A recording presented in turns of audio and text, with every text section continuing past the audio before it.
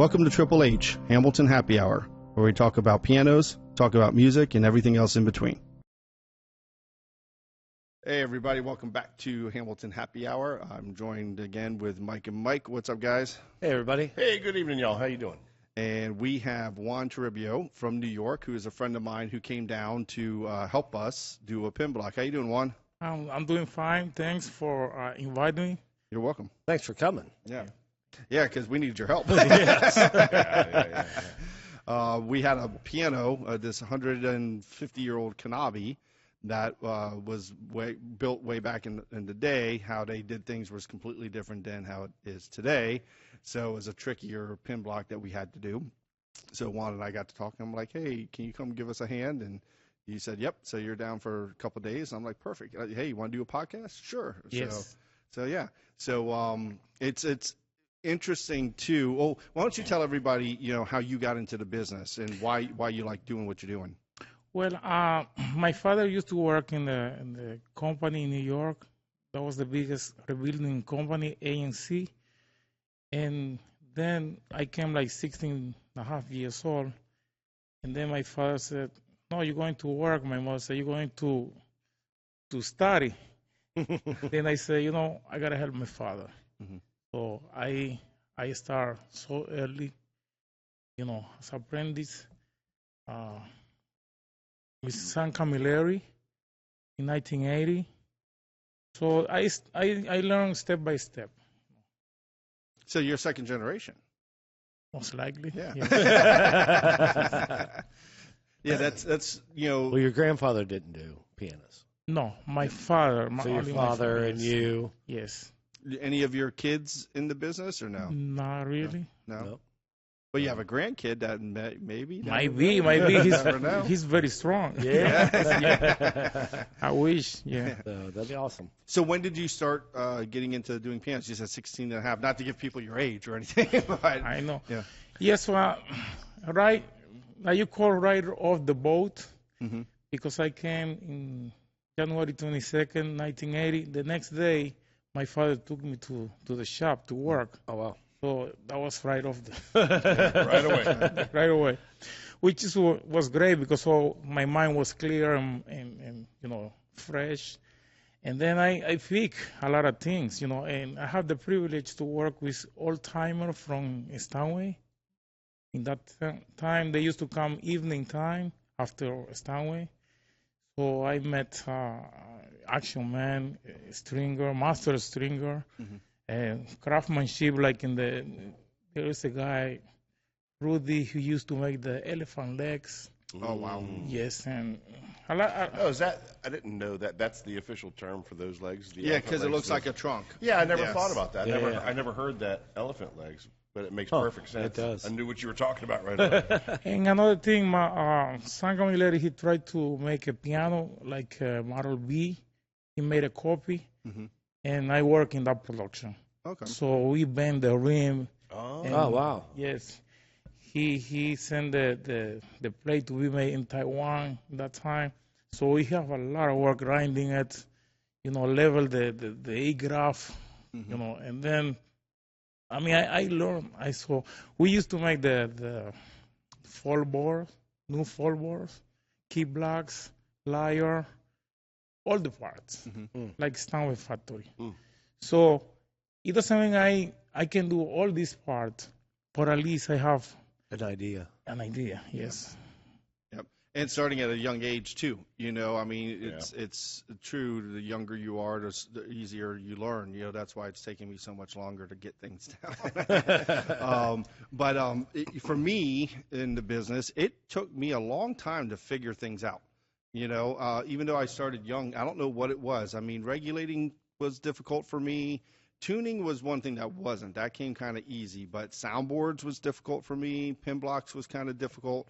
But it's also, I think, because when someone's working on a project and they only do it 3 times a year, when you're doing it all day, every day, boom, boom, boom.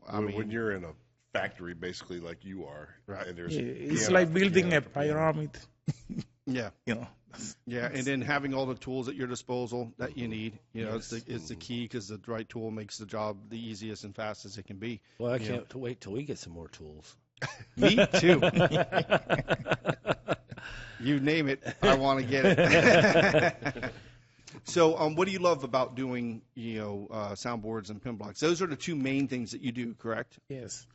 Well, I can tell you I've been doing this for 45 years, and this is part of my life right now. It's in my blood. So I really enjoy.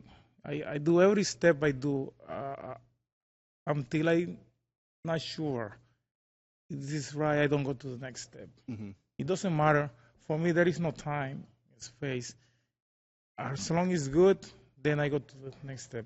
So I'm more into the craftsmanship. Mm-hmm. So, and many people are very happy. I've been, doing their piano, and I have a lot of feedback, which just, I feel me grateful. I mean, that's a motivation to keep going. So it's I can describe it. Yeah. I cannot leave this.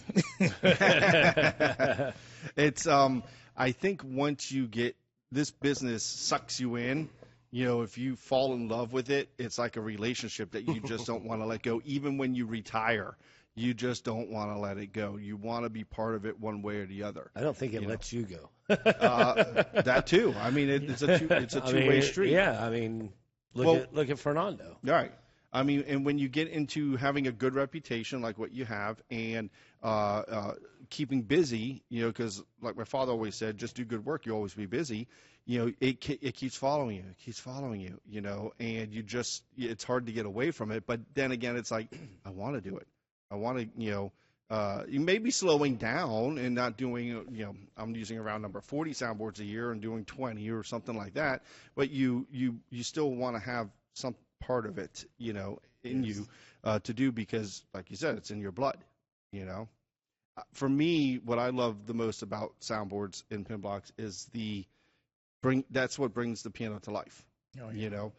It is the actual lungs of the piano. The pin block's the heart, the soundboard is the lungs, and without that, you don't have a piano. And you gotta start there. I also love the fact that there's not very many people that do it. Because I asked Mr. Bolduc, Christian's father, Andres, I asked him back in the day when he first started doing soundboards, how many technicians were rebuilding soundboards. He said he was the only one back in the day.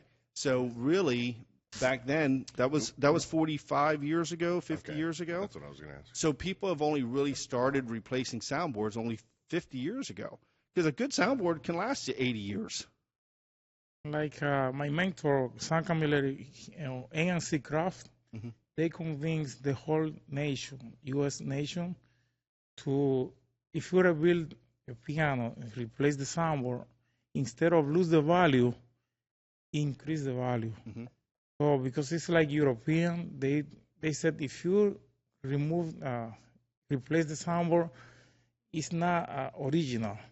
It's like many people say, oh, this car, you put a new engine, it's not, you lose the value, it's not the same. So no, he convinced and he proved that you can even improve the instrument. It's like giving a new life. Yep. You're adding longevity to it, and you're right, because I've talked to some guys from Europe. That's what so I didn't know that was a thing. Yeah, they are not allowed to send a piano out of Europe that has a new soundboard in it. Really? They have to fix the soundboard. They can shim it. They can do everything. A pin block, I think, is okay. Yeah. But the soundboard, they have to keep the original soundboard, or they cannot ship it out of the States. Really? Yep.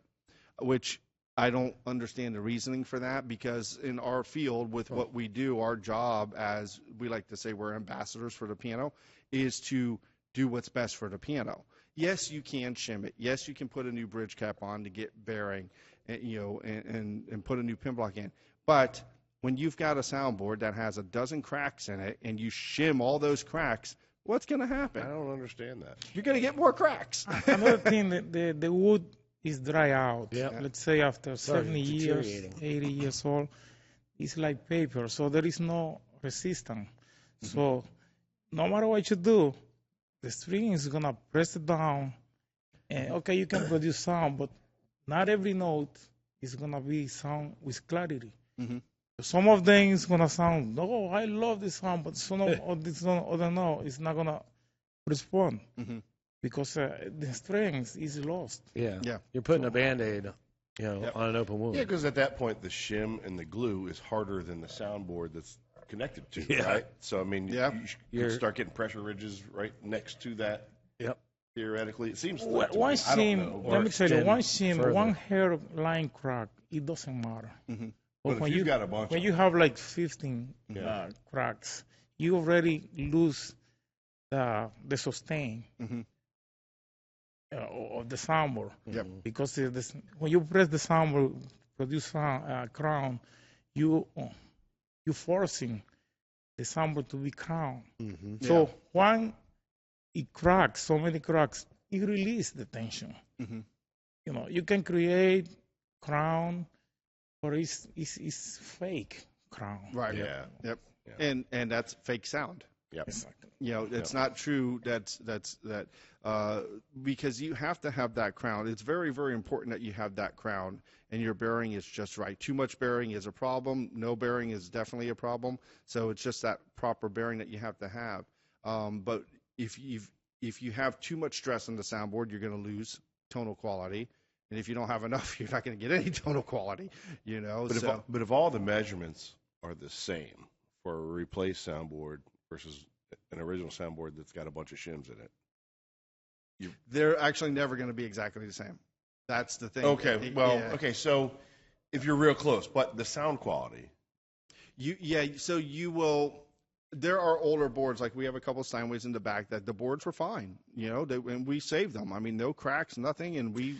No, but I'm talking about one that's got a dozen shims in it Mhm. or so versus one that's been replaced, but your numbers are still equal. Like, say all things are kind of equal as far as your bearing and everything, but what's the sound quality going to be on a new board versus one that's got a bunch of shims in it? If it's done right, it'll sound better. With a new board, Correct. right? That's what I'm saying. And over time, even better once it ages and everything. Let me tell you something about this. The thing is, like, when the wood dries, the ribs dries, you can shim it and make a perfect bearing. But remember, the wood is affected by the humidity and dryness. Mhm. So what happens when you finish the piano? Okay, everything is even. But when, let's say, it's too much bearing, too much humidity, the soundboard is gonna gain some crown. Mhm.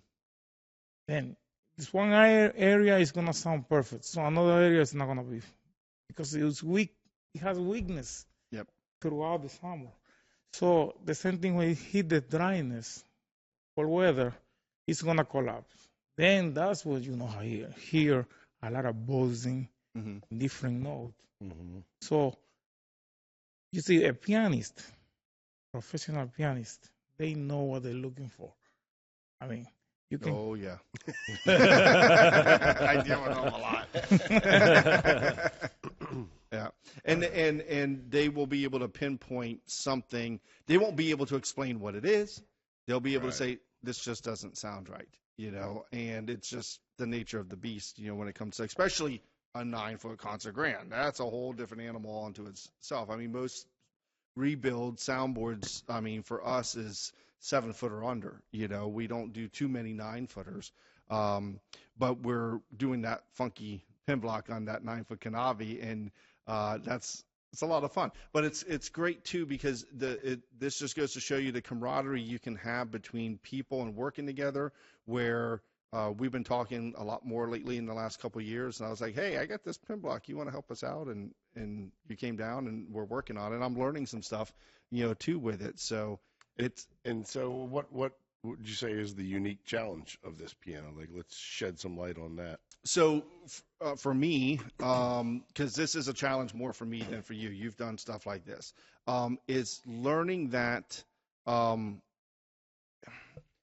there's always more than one way to skin a cat. You know, like the way that we're doing it is the way that I would choose to do it. And we have both agreed, let's do it this way. Yes. Could you do that pin block 2 or 3 different ways? Yes. Yes. But we're like, no, this will be perfectly fine, and we could do it this way. And there's nothing wrong with it. So that's why we're doing it that way, and it makes more sense. For instance, to give you an example, we're making it easier for the next person who rebuilds that piano in 100 years, right? Yes. Right? They're going to take this off and be like, I love those guys. We have a Baldwin that we took a player system out and had the slot in there. And I said, you know what? I'm not going to do what I normally do, which we glue a piece into the slot and we, flush it up and everything and make it disappear. So what I did was I actually put a piece of wood in there, and I didn't glue it. I mounted it enough so that the trap work, everything would fit. So this way, if someone wants to put a player system in, all you got to do is take out 4 screws, your slot's right there. Very simple. Makes sense, right? Yeah. So it's all about. And it's clean looking too. It's very clean. Yeah. I mean, it really, you have to kind of look for it, but it's very clean. We painted everything and covered up all the holes. The trap work's all back on like original because it's original trap work. But I was thinking about it for the simple fact of that's what Donnie used to say, for the simple fact all the time. A buddy of ours who passed away is that you have to think outside. You not doing the job in the future, for instance. The next generation. Right. And these guys are going to be like, man, that was smart. It made my life a lot easier. So let's say 80 years from now, that piano should still be alive. I mean, it should still be. And now they have to replace the pin block because it's been strung 2-3 times. And they start taking it apart, and they're like, oh, this is how they did it?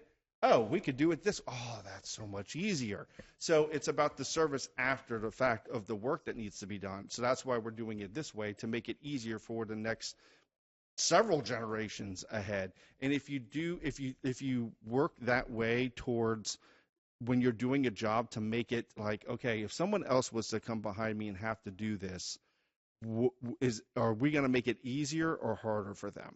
For instance, when they made that piano, it was extremely difficult the way that they did it. I mean, it's horrible. It really is. I think they did it for King.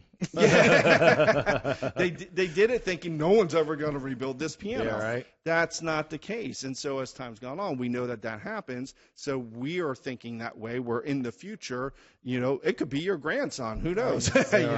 And he's like, oh, Granddad, that was great. Thanks. You made my life a lot easier. That's why we're doing it the way that we're doing it. And if anyone has a problem with that, that's their problem, because there's nothing wrong with doing it that way. It's not cutting any corners. It's not doing it the exact way as original.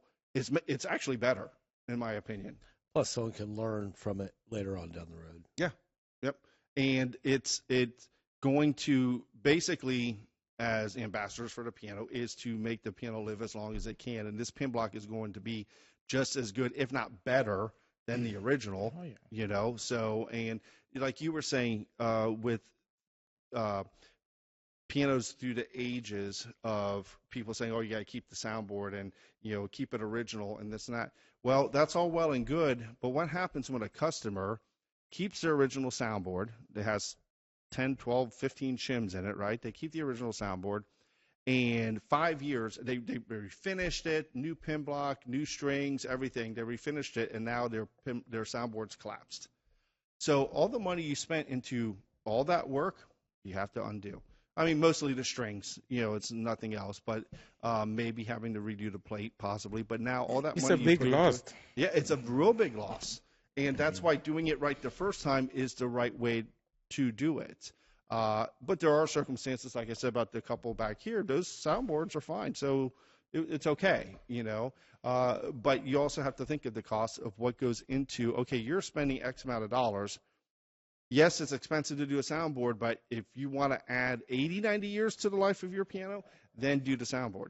If you want to add 10, 15 years, don't do it, but just know you're going to spend this, and 10, 15 years from now, strings are going to cost more. This is going to cost more. Labor costs more. So Something I just thought of when you're selling these jobs to customers. Do you phrase it like that to them? Yeah. Do you want to add 90 years or 10 years? Or yeah, I explained to them. I said, you can get by with this. Just keep this in mind that in the near future, you will have to replace this soundboard. And now you just wasted all this money on these brand new strings that we have to take out of the piano. So it's the right way, the wrong way, and the Steinway, as the saying goes. Which also, 5-10 years down the road, those strings are just getting broken in, really. Yeah, after a few years they're broken in, and they still have probably another 20 years left on them. Correct. If they're taken care of. Yes. Correct. So they're losing money. Yeah. So it's do it right the first time. It's like you're going to replace your motor in your car, but you're not going to change the pistons or something. I'm not a mechanic, so I don't know if I'm talking straight, but you know what I'm saying. And there's the right way, the wrong way, and the Steinway. And you got to do things a certain way when it comes to the piano. Question for you: do you do many upright pianos? Nah, not really. I just. But I know how, but not really, because the market is really way down. Yeah. And we offer the customer is not worthy. Mm-hmm. Yeah. Many people decide to trade it in for a grand. Yeah. Yeah. But there's some grand, upright piano that they're good, like the Steinway K. They're good pianos. Mm-hmm. They're heavy pianos. I have one from 1883 or something like that. Needs to be completely rebuilt. I still need to find it. I think yours is a V. It is a V. V. Yes. Yeah. Yes. Yeah, those are the very heavy. And that's probably the heaviest upright I've ever moved. Yeah. I mean, you're going upstairs with it? Huh? And you're going upstairs with it? No, that was potentially the bald one. The Steinway. That's still up at DC Moore. I got to still make sure that I still have it. But it needs to be. I want to eventually redo it, but because we don't do any uprights at all, and I know certain parts of the country they do more, like in the Midwest. I think we were talking about. There's places that do a lot of upright pianos. So I didn't know if you came across many. Up north, we don't do so many. We don't rebuild so many uprights. Like I told you, the value is a lot of work. Yep. And it's not worthy. Yeah. But I recently rebuilt a Model K Steinway. We put a bridge cap. The soundboard was in good condition. We put oversized things, and then the customer, the technician, he rebuilt the action. With carbon, the carbon fiber parts. Yes, Mm-hmm. he did a beautiful job, and the piano has a great sound. Yeah. What year was that piano? The 1800s. Mm. But it's a lot of work. Yeah, no, it is, and it's when there's two types of values. There's the actual value of the piano, then there's sentimental value, and it comes down to you can't put a price on that. For a customer. So if it's worth it to them to do it, then by all means do it. If you want to pass it on from generation to generation, then do it. But if not, there's more times we tell customers it's not worth putting the money into this piano unless it's got sentimental value. It's just the way that it is. You don't want to take. You're not just trying to get jobs and take money from customers. You want to make sure that they know, so that if 5 years down the road a technician goes there and says, "Oh, why'd you put the money into this? This thing's a piece of junk." "Oh, Hamilton told me that." No, you're never going to get that from us, because that's not what we do. It's like we have a customer that Donnie and I took one out of, I want to say it's 2021. Said she had it in her garage. There was some pieces. I said, "What do you want to do with this?" "Well, I want to put it in storage." I said, "No, you don't." She says, "Why not?" I said, "It belongs as a reef. I can push it into the ocean, and that's where it should be." But she's had it in storage ever since. It's crazy. It doesn't. I mean, she hasn't done anything with it. It's still in pieces, and she's like, "Why? It's not worth anything." It's sentimental. Love is in the eyes of the beholder. Whether it's a person to person or a person to piano. And people just love pianos, and rightfully so. It's like artwork too, right? You can look at a piece of art, and somebody is not going to care about it. Another person is absolutely in love with it, and it means the world to them. And it was grandma's piano, and you have all that too. Perfect example, the Kimball that we've got. We're getting ready to start working on, right? So we've got a Kimball piano. You might have seen it. We just set it up out here.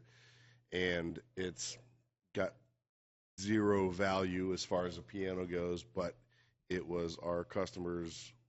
We were dealing with the granddaughter and her mother, but it was the grandmother's piano. They don't want to save it as a piano. They want us to make a bookshelf. They want us to make this. They want us to make. So we're going to cut it all up and do something. She wants to make probably be about 30 different things out of it. Yeah.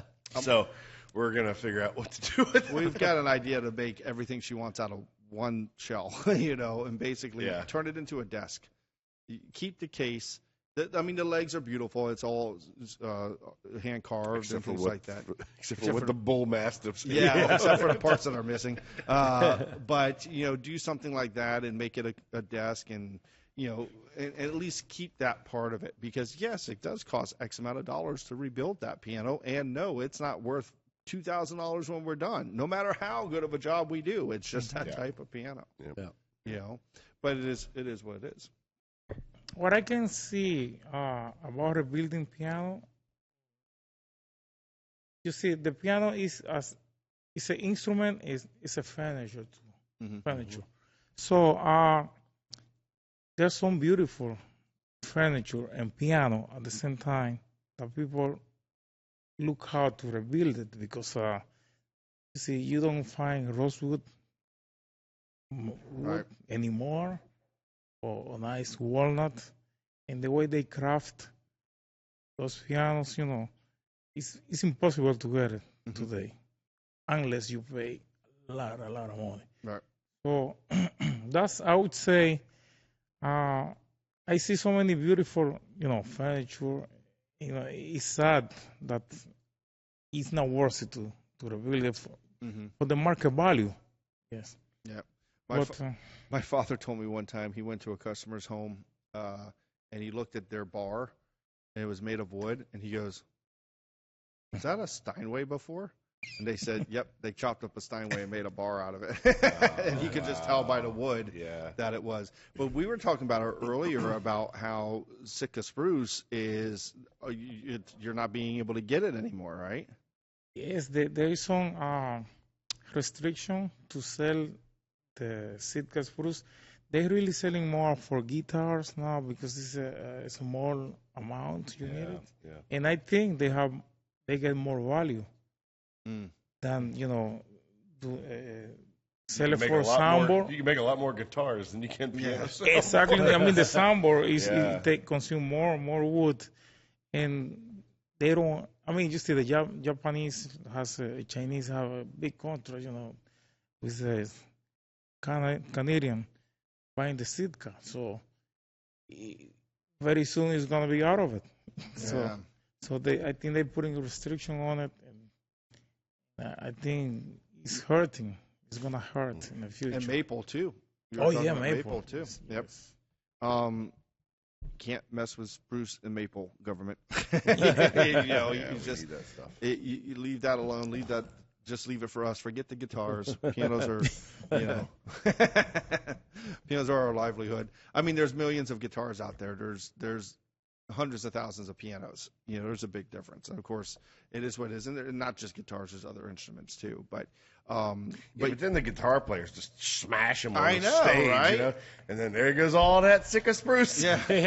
Save that piece for us. For shims. Any funny stories though you can think of anything that's happened to you in your career? This is very funny, but it's a little bit painful, because when I used to work with Mr. Hell, there was a guy that he had a piano store for 5 years. So they were charging storage. Then Mr. Hell, he started a rebuilding shop. That was in 1995, something like that. Then they encouraged him to rebuild the piano, because we were able to rebuild the piano, like a Steinway's technician, whatever. Then this guy encouraged himself, and then he started putting the piano in work. I put a new theme block, and then we clean the soundboard, finish the sample and spray the case, do the action, everything. So the guy spent the money that he had on his saving, and he became a very friend of me, and he was living close to me on Pompano Beach. But maybe his wife, and then they sit down and, and he was calling me like nighttime, like 10 o'clock, And then he took me to his house, asked me to come over, and he was complaining about the case that was bended but not straight. He said, "This is from the factory. We didn't do anything wrong with that." So he was chasing me. Mm-hmm. I was very worried because I didn't have that much experience, And then I spoke to Mr. Hell. And then he said, "Juan, don't worry. I'm going to send him a letter." So he sent him a letter with his lawyer, and he didn't call me anymore. But that was sometimes very scary for me because, I didn't make the decision. See. But that's a funny story. That's wild. So I learned not to become too friendly with with the Clients. Yeah, to a point, you got to be like Yeah. that. I mean, sometimes they want to be friendlier than you want to be, Yeah. but you get to the point where, okay, 10 years on the road, okay, we could be friends. You just Well, kind of. and I've had people, customers call me at midnight, 2 a.m. I was just thinking about blah blah blah, blah this and that, and no, you're crossing the line. Yeah. Like, what are you thinking? Yeah, yeah, they don't understand that. We have such a friendly personality here, all of us. That it's easy to befriend, like you and all of us. And so customers do that, and there's nothing wrong with that between 9 and 5 p.m. But after that, it's like, okay, Yep. it's just that's our time to be with our families, to finish what we're working on, whatever it is. That's what the cell phone did to us. Yeah, exactly. Before that, they couldn't get a hold of us. Yep. And so everything. And then their term ghosting happens. You're like, We "Oh, called shit." them from payphones back then. Yeah. Got a beeper and Call you- okay. They couldn't call you back at 10 p.m. No. Yeah. Beep, beep, beep. Yeah. So, but Juan, thank you for being on. We appreciate Yeah, it, man. good Thanks for times. helping us with this project. I look forward to working with you on more. We have a Beckstein that we're going to do together. So another funky one. So, anything else, guys, to add or? No, they were good. No, you got a new dog you got to get back to. Yeah. So, No. Hopefully he hasn't tore up the house yet. Eeyore. Eeyore. or. I was trying to say E-I-E-I-O. Yeah, I know. That's completely the wrong way.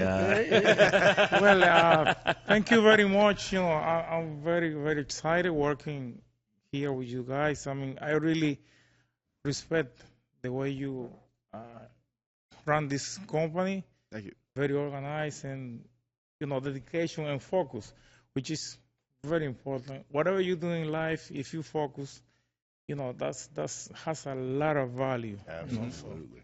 Yeah. So I really, feel very grateful to be around you guys. Thank you. Thanks. Well, I it's feel the same yeah, about you. exactly, I and mean, that's how you know it's a good fit. Whether you become coworkers, you become friends, which all of us are actually friends. We had a pizza party today. I mean, because we broke 600 reviews, so it's like, okay, let's have a pizza. 605-star reviews. 605-star reviews. Yeah, it's not 601-star reviews, it's 605-star reviews. And so we had a pizza party, and it's good for everybody to get along, and that's how it needs to be because if you're not like that, and the company doesn't act like a family, I mean, it's okay to butt heads because that's going to happen. We're going to do it with each other, especially you and me because we're related. But that's just how the company is kind of built on being a fourth-generation company. It's a family business, and with all the family that we have here, and the friends are like family, it makes it more a pleasure to work here. And like you said earlier, it doesn't feel like work. When you're doing what you like to do or love to do, it doesn't feel like work. So anybody's in New York, you can check out Juan and his work. I have my own company. Oh, okay. Toribio Piano Inc.